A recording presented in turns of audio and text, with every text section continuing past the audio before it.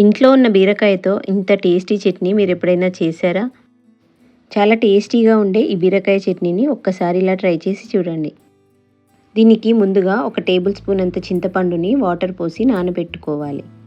దీన్ని ఇలా చిక్కగా రసం తీసి పక్కన పెట్టుకోవాలి. ఫ్రెష్గా ఉండే బీరకాయలని 100 గ్రామ్స్ తీసుకోవాలి. వీటిని ఇలా నీట్గా వాష్ చేసుకొని పొట్టు తీసుకోవాలి. బీరకాయలు లేతగా ఉంటే వాటి పొట్టుని కూడా చట్నీలో వేసుకోవచ్చు. బీరకాయ పొట్టులోనే ఫైబర్ ఎక్కువగా ఉంటుంది కాబట్టి పొట్టుని పైననే తీసుకోవాలి.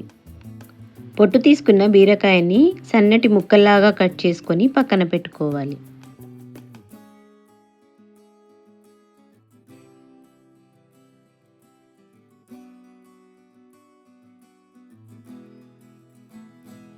ఒక ప్యాన్లో 1/2 టీ స్పూన్ ఆయిల్ వేసుకొని 1 టేబుల్ స్పూన్ పల్లీలు, 4 పచ్చిమిరపకాయలు వేసి వేయించుకోవాలి.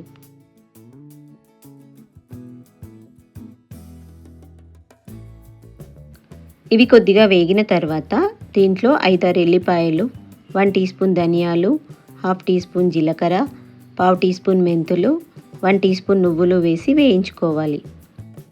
వీటన్నింటినీ లో ఫ్లేమ్లో మంచిగా ఫ్రై చేసుకోవాలి. ఇవి ఫ్రై అయిన తర్వాత కరివేపాకు వేసి కొద్దిగా వేయించుకొని స్టవ్ ఆఫ్ చేసుకోవాలి. వీటిని మిక్సీ జార్లో తీసుకొని పక్కన పెట్టుకోవాలి. అదే ప్యాన్లో 1 టీ స్పూన్ ఆయిల్ వేసుకొని ముందుగా కట్ చేసి పెట్టుకున్న బీరకాయ ముక్కలను వేసి దీంట్లో కొద్దిగా సాల్ట్ వేసి మంచిగా వేయించుకోవాలి. బీరకాయలు మంచిగా ఫ్రై అయ్యేదాకా మూత పెట్టుకొని లో ఫ్లేమ్లో ఫ్రై చేసుకోవాలి.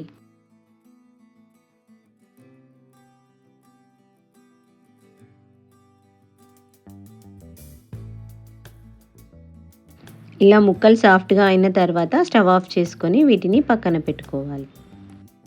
మిక్సీ జార్లో రుచికి సరిపడినంత సాల్ట్, కొద్దిగా పసుపు, స్వీట్గా కావాలనుకుంటే కొద్దిగా షుగర్ వేసుకోవాలి. పచ్చి కొబ్బరి ఉంటే కూడా యాడ్ చేసుకోవచ్చు. దీన్నంతా ఫైన్గా గ్రైండ్ చేసుకోవాలి. ఇదంతా మంచిగా గ్రైండ్ అయిన తర్వాత దీంట్లో చింతపండు రసాన్ని వేసుకోవాలి. చింతపండు రసం వేసిన తర్వాత ఇదంతా స్మూత్ పేస్ట్ లాగా అయ్యేదాకా గ్రైండ్ చేసుకోవాలి. ఇదంతా ఫైన్గా గ్రైండ్ అయిన తర్వాత దీంట్లో బీరకాయ ముక్కలు వేసుకొని గ్రైండ్ చేసుకోవాలి. ఈ చట్నీని స్మూత్గా కాకుండా కొద్దిగా రఫ్గా ఉండేలాగా గ్రైండ్ చేసుకోవాలి. ముక్కలంతా గ్రైండ్ అవ్వకుండా అక్కడక్కడ ముక్కలు తగులుతుంటే చట్నీ చాలా టేస్టీగా ఉంటుంది. ఈ చట్నీలో తాలింపు వేసుకొని కలుపుకుంటే super healthy tasty chutney ready అయిపోతుంది. దీన్ని రైస్లోకి, రోటీలోకి సర్వ్ చేసుకుంటే చాలా బాగుంటుంది. ఈ రెసిపీ మీకు నచ్చితే వీడియోకి లైక్ చేయండి. మీరు కూడా ట్రై చేసి ఎలా ఉందో కామెంట్స్లో చెప్పండి. నా ఛానల్ని సబ్స్క్రైబ్ చేసుకొని వాళ్ళు సబ్స్క్రైబ్ చేసుకోండి.